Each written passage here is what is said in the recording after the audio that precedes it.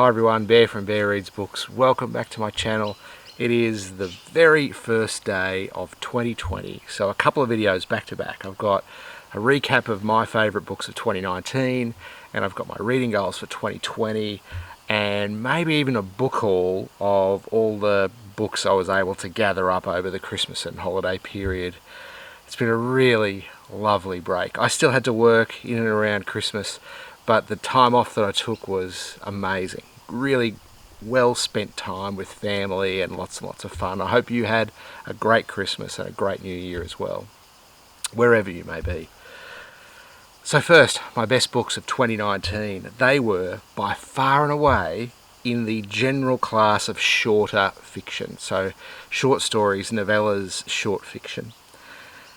And it's not a genre I read very often, and I think a few things prompted it in 2019.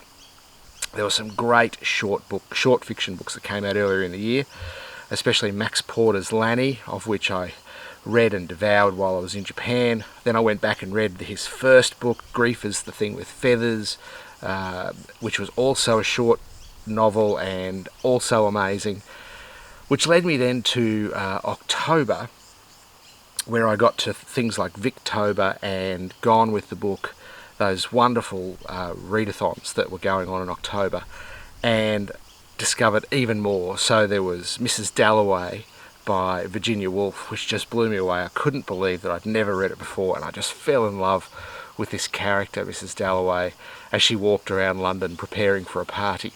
It was really one of the standouts of 2019. And then in November, we had Novella November, which is devoted to short fiction. And in Novella November, I stumbled upon Train Dreams by Dennis Johnson, an author I had heard nothing at all about, never even heard of his name before.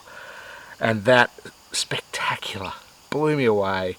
And all of the reviews I read after reading it were just summarised it beautifully. And they all said very similar things. They said it was a vast story told in miniature, and it felt very much like that. It felt like the unravelling or the unfolding of American history in the first half of the 20th century, told in a very, very short story. It was so delightful to read as you followed this character through, first of all, a tragedy in his life, and then him just wandering around and living his life as best he could, and as in doing so, experiences the things that people in the early 20th century would have experienced, like riding a car for the first time, using telephone, electricity, or maybe even riding in an aeroplane. And all of those things he experienced. And we take the experiences we have in the early 21st century for granted, I think, that the things that have progressed and the technology that is available to us, we really do take for granted. And I think if we look back at the experiences we have in this early part of the 21st century, we'll see them as incredible experiences rather than just the mundane or the everyday. And that's what I thought about when I read Train Dreams by Dennis Johnson. Now, on my TBR for that month, that I didn't quite get to, was Carson McCullers' Ballad of the Sad Cafe, which I had through it from a recommendation from a podcast called Book Fight, which you've heard me talk about multiple times. Again, another author I'd never heard of before.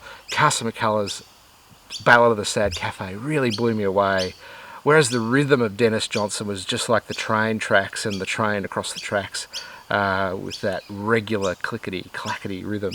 The rhythm of the Ballad of the Sad Cafe was very much lyrical, like a ballad. You could imagine someone sitting by the campfire, noodling with a guitar, telling you the story of this tragic relationship that was doomed to fail and ending in this massive, big punch-up fight between a man and a woman. It was quite amazing. Again, a short story told with such power and such force, and that was a real standout read for me. The one I wanted to talk about as well was, which really stood out, and I read almost as an afterthought. Where did I hear about this person? It may have also been on It may have been on Bookfight as well. This was Ben Lerner's Leaving the Atocha Station. I've mentioned it briefly before in one of my videos, and I think a couple of the comments on that video had said, I'd love to hear your thoughts about Ben Lerner's Leaving the Atocha Station when you finish it. And I think in that first video I was really flippant about what it was about and my feelings about it. And for that I apologise, because what I said about it in that original video was that what did I say? What I said about it in that original video was that it was just about an American abroad on a study scholarship that was boozing and womanising and taking drugs all around Madrid, and that was about the sum total of it. And that's very unfair to Ben Lerner and very unfair to this book and for the people that enjoy this book, because it is so much more than that. It's a really very, very good story which says so much about our relationship with art. Not as artists. I mean, Ben Lerner is a poet who's on a study scholarship or a work scholarship in Madrid in Spain, and he feels very much like an imposter. He never feels like he's good enough.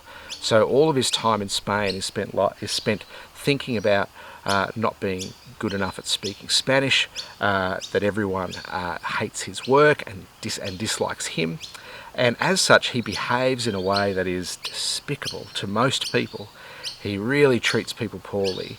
But I think rather than being a bad person, he is essentially a flawed person who is very much plagued by his own art. If you remember the old saying that art is pain, I think Ben Lerner, and maybe the main character of Ben Lerner's, believes in that premise very much, that art is pain. And it doesn't necessarily need to be that way, but that's, I think, what he believes. So as he wanders around Madrid, everything that happens to him is dulled around the edges because of drink or because of alcohol or drugs, which he is always taking. So all of his experiences, and some of them are incredible, like he's there during the bombings of Madrid in 2004, and his experiences of even that huge event is blurred around the edges because of his consumption of drugs and alcohol. It even affects his relationships. His relationships have these blurry edges as well, as he tries to wrangle two relationships at once that he's trying not to let each girl know about the other girl. And the book itself is incredibly funny. I mean, most sections or most pages are really quite clever, intelligent and funny.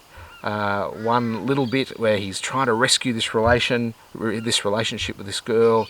He takes her to Barcelona, and they get settled in at their hotel. They have a lovely evening. They go to bed, and then when he wakes up early the next morning, he decides, I'll do something really nice for this girl. I'll go out and get coffee.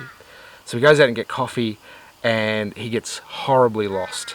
And this is, just on dawn, and he's so horribly lost that he's lost for the entire day. And he doesn't find his way back to the hotel until the evening, until it's dark.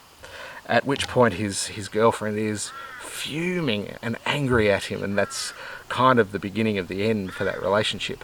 But he spends the day not looking around, but also going to galleries. He goes to the beach. He has like 6 cups of coffee, a couple of spliffs, and he just does his own thing. Again, completely not thinking about other people. And it really is hysterically funny. I really enjoyed this book about what it has to say about our relationship to art, whether you're an artist or not. Ben Lerner obviously is. The main character in the book is a poet, so he obviously is.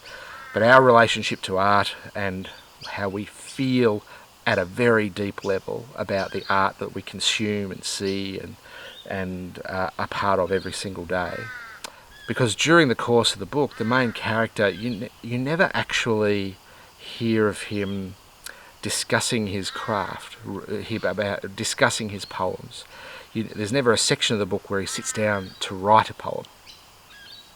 But everyone that he talks to and everyone that he has a discussion with loves his poems, and in fact he gets dragged into a reading at a gallery. He gets dragged into a symposium on a panel where he has to talk about the Spanish Civil War and art and poetry as part of the Spanish Civil War, and everyone is talking about how great his poems are, but yet still very close to the surface with this character is his inability to believe in himself, and no matter what great things people say about him and his art, he can't bring himself to agree with them.